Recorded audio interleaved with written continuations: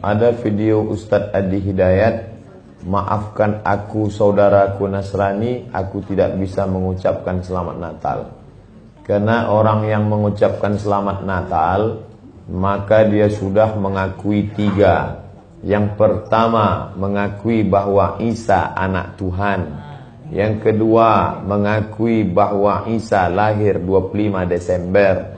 Yang ketiga, mengakui bahwa Isa mati di palang salib. Ketiga-tiga ini dibantah oleh Al-Quran. Bahwa Isa anak Tuhan dibantah. Laqad kafaral ladzina qalu innallaha salisu salasah. Kafirlah orang yang mengatakan Isa Trinitas dan anak Tuhan. Tentang Nabi Isa lahir tanggal 25 Desember dibantah. Ketika Maryam memegang Isa, tidak ada makanan karena terlahir di tepian kota. Allah memerintahkan menggoncang pangkal batang pohon korma. Tusakit alaiki rutaban jania. Gugur buah korma yang mengkal. Buah korma mengkal ada pada musim panas bulan Juli Agustus. Ketika Isa lahir, kambing-kambing sedang digembalakan di padang rumput. Sedangkan bulan 12 rumput tidak tumbuh karena tertutup salju.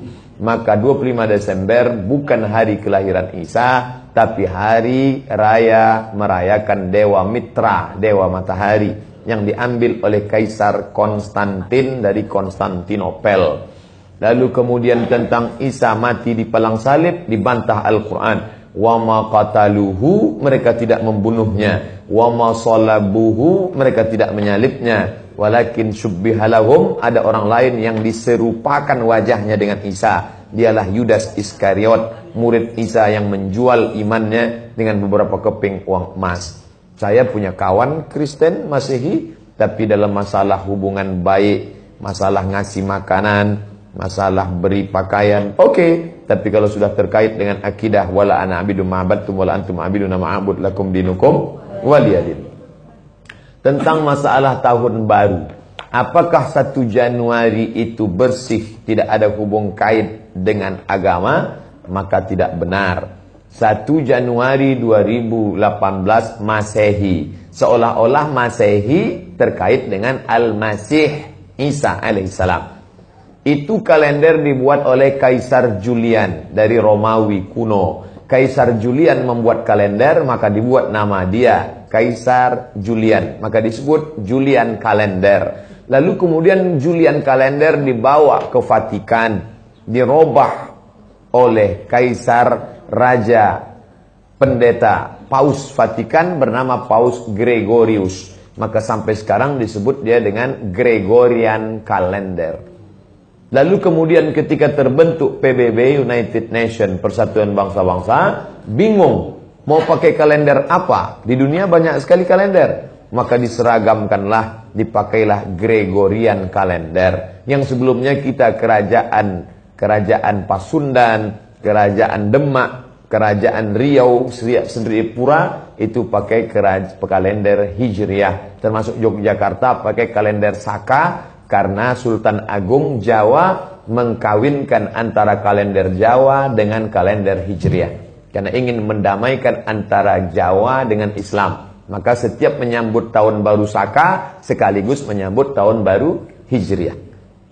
Kalender Masehi muncul belakangan, tidak tepat penisbatannya kepada Al-Masih karena Isa tidak tahu menahu tentang itu. Itu murni diambil oleh Kaisar Gregorius yang diambilnya ke Vatikan menjadi Gregorian kalender. Jadi kita menyatakan tahun baru, betul tahun baru, tapi tahun baru Romawi. Tahun baru Romawi, jangan kaitkan kepada Isa alaihissalam. Dia masih terkait. Adapun tahun baru Jepang, tak ada terkait dengan akidah. Nah ini tahun kalender yang baru. Tidak meyakini bahwa dengan kalender yang baru ini nasib berubah menjadi baru. Siapa yang asap malam itu paling banyak mengepul ke atas, maka rezekinya yang paling murah. Lalu membakar ayam sampai 2000 ekor. Nah, oleh sebab itu saya anjurkan anak-anak muda, remaja-remaja masjid, tanggal 31 malam tanggal 1 setiap masjid semuanya buat kajian, iktikaf, zikir, muhasabah supaya jangan keluyuran ke sana kemari. Hanya 2 saja. Anak-anak muda pergi ke masjid mulai jam 10, jam 11, jam 12, jam 1, jam 2 atau habis isya tidur. Saya nggak bisa tidur Pak Ustadz. Biasa malam kalau nggak bisa tidur, habis isya makan Antimo 2. Nguap tidur langsung. Itu saja. Adapun nanti Ustadz malam tahun baru apakah buat muhasabah di masjid? Enggak. Saya berangkat 28-29 umroh, maka tahun baru di Madinah. Tahun lalu juga begitu. Tapi tahun sebelumnya dibuat acara muhasabah. Wallahu a'lam.